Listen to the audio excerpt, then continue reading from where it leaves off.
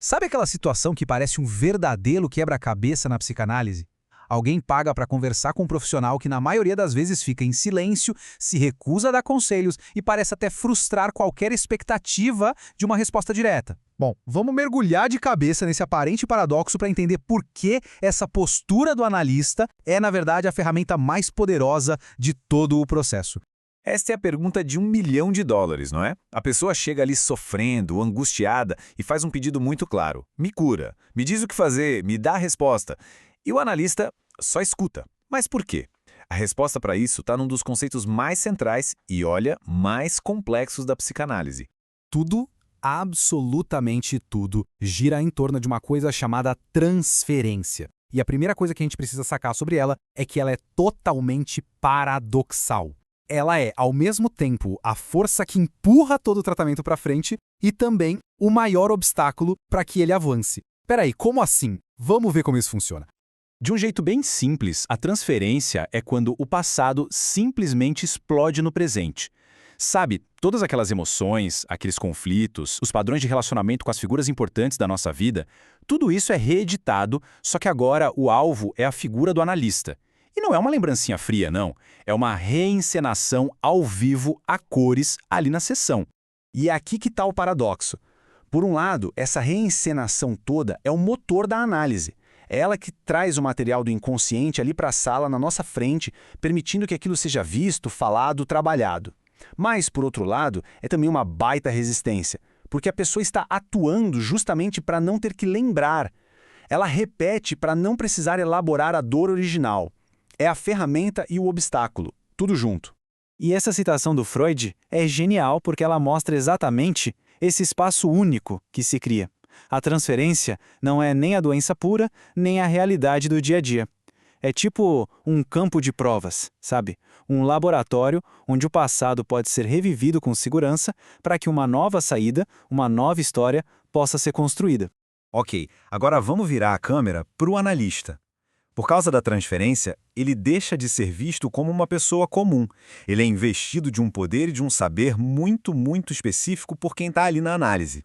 Quem está ali em análise projeta no analista uma série de papéis. Ele vira aquele que supostamente sabe o segredo do seu desejo. Ele vira o alvo de uma demanda de amor que, na verdade, é para outras pessoas. E, claro, ele vira a pessoa que tem a chave mágica para resolver todo o sofrimento. Basicamente, o analista é colocado num pedestal. O Lacan deu um nome técnico bem preciso para essa posição, sujeito suposto saber. É a crença fundamental de quem analisa de que o analista sabe algo sobre ele que ele mesmo não sabe.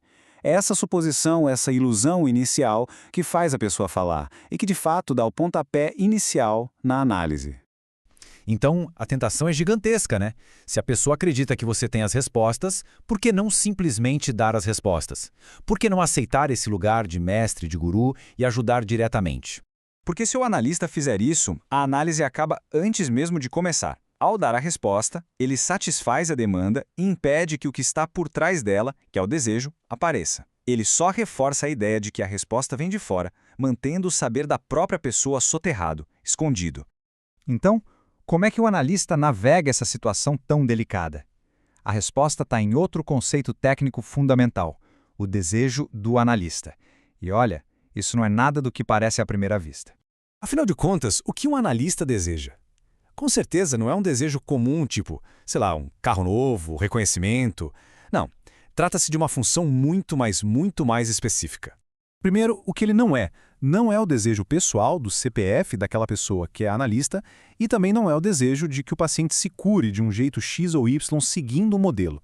Lacan definiu isso como um desejo de diferença absoluta, ou seja, é o desejo de que o analisante encontre o seu próprio e singular desejo, que é radicalmente diferente de qualquer outro.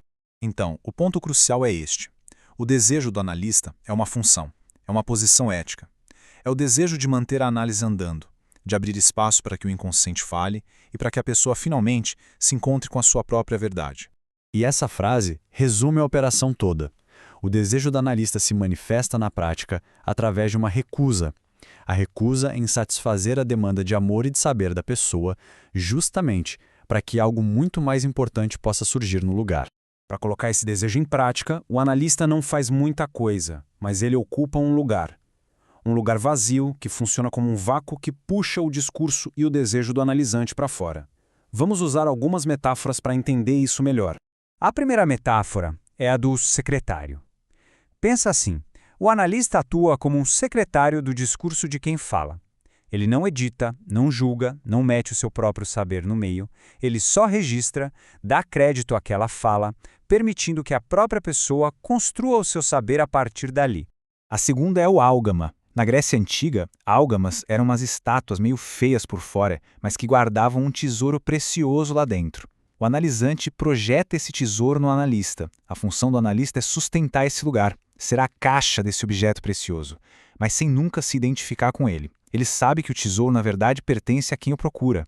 A terceira metáfora, talvez a mais abstrata de todas, é a do objeto A. Pensa num buraco negro. A gente não vê o buraco negro, certo? Mas a presença dele, o vazio dele, organiza tudo ao seu redor. O analista se torna esse centro de gravidade invisível. Ele não é o prêmio a ser conquistado, mas o espaço vazio que faz o desejo do analisante entrar em órbita e, finalmente, se revelar. E aqui a gente vê a dinâmica em ação. O processo fica claro, né? Primeiro, a pessoa demanda. Segundo, o analista não responde. Terceiro, essa frustração calculada abre um vazio, um espaço. E quarto, é exatamente nesse vazio, nesse silêncio, que o desejo da pessoa, que estava escondido debaixo da demanda, finalmente tem espaço para surgir. Se o começo da análise depende de colocar o analista lá em cima, nesse lugar de sujeito suposto saber, o final da análise depende justamente do contrário, da queda.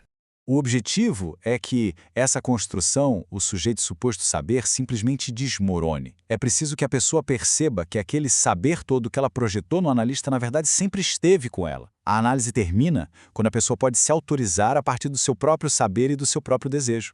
E isso ilustra perfeitamente o destino do analista. Depois de servir como pivô para todo esse processo, como a causa do desejo, ele se torna descartável, um resto. E isso não é um fracasso. Muito pelo contrário, é o maior sinal de sucesso de uma análise. A pessoa não precisa mais dele.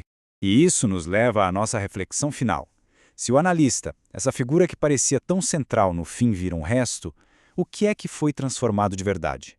Pois é, não é o analista que cura. O que muda é a relação da pessoa com sua própria falta, com seu desejo e com a construção da sua própria verdade. Uma transformação que só acontece porque lá no início o analista soube sustentar o seu lugar, em silêncio.